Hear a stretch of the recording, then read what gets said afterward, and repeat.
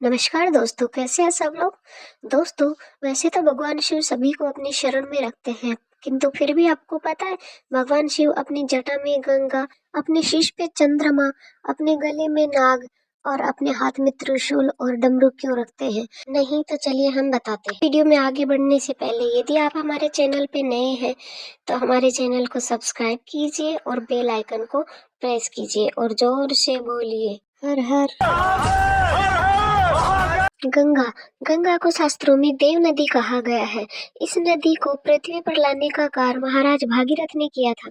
महाराज भागीरथ ने तपस्या करके भगवान शिव को प्रसन्न किया था। हिंदू धर्म में गंगा नदी को पवित्र नदियों में से एक माना जाता है और गंगा स्नान का एक अपना ही महत्व होता है। महाराज भागीरथ ने भगवान शिव की तपस्या करके भगवान शिव को प्रसन्न किया था और भगवान शिव ने महाराज भागीरथ की तपस्या से प्रसन्न होकर भगवान विष्णु के चरणों से निकलने वाली गंगा मैया को अपने शीश पे धारण किया था। महाराज भागीरथ ने ऐसा अपने पूर्वजों को तारने के लिए किया था, अर्थात अपने पूर्वजों को जीवन मरण के चक्कर से मुक्ति दिलाने के लिए महाराज भागीरथ ने यह तपस्या करके भगवान शिव को प्रसन्न किया था। चंद्र चंद्र को भगवान शिव अपने शीश पे क्यों धारण करते हैं, तो इसके पीछे बहुत सारी मान्यताएं हैं। कहते हैं कि महाराजा दक्ष प्रजापति की बहुत सारी कन्याएं थी, तो महाराजा दक्ष ने ना अपनी सारी कन्याओं का विवाह चंद्र के साथ कर दिया, लेकिन उन सभी कन्याओं में से चंद्र केवल रोहिणी को अत्यधिक प्रेम करते थे क्योंकि रोहिणी बहुत सुंदर थी। यह देख शेष कन्याएं क्रोधित हुई और उन्होंने प्रजापति दक्ष को सारी कथा कह सुनाई। इससे प्रजापति दक्ष बहुत क्रोधित हुए और उन्होंने चंद्र को श्राप दे दिया कि तुम्हारी क्षय रोग से मृत्यु हो जाएगी। यह सुनकर चंद्र बहुत दुखी रहने लग गए।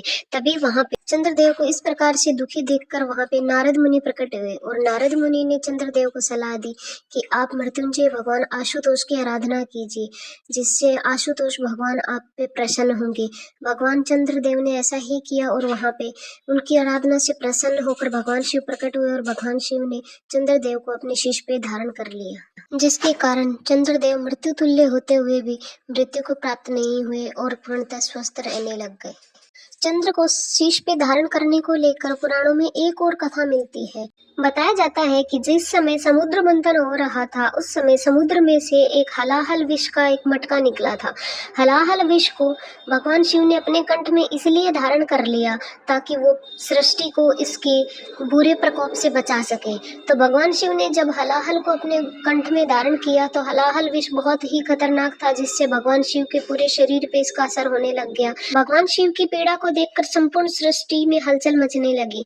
कहते हैं कि चंद्रमा जो है वो शीतलता का जनक माना जाता है, इसीलिए जब भगवान शिव के शरीर में पूरी तरीके से जलन होने लगी तो चंद्रमा ने अपनी शीतलता भगवान शिव को प्रदान करने के लिए भगवान शिव के शीश पे विराजमान हो गए थे, ताकि हलाहल विष के कारण हो रही पीड़ा भगवान शिव की समाप्त हो जाए और चंद्रमा की शीतलता उनके शरीर पे असर करे। तभी से भगवान शिव अपने शीश पे चंद्रमा को धारण करते हैं। पे ही सब शुरू होता है और शिव से ही सब समाप्त होता है। कहते हैं कि भगवान शिव को आशुतोष कहा जाता है। भगवान शिव को आशुतोष इसलिए कहा जाता है क्योंकि भगवान शिव शीघ्र ही प्रसन्न हो जाते हैं, तभी इनको भगवान भोलेनाथ भी कहा जाता है। ऐसे ही और वीडियोस के लिए हमारे चैनल को सब्सक्राइब कीजिए और कमेंट में लिखिए हर हर महादेव।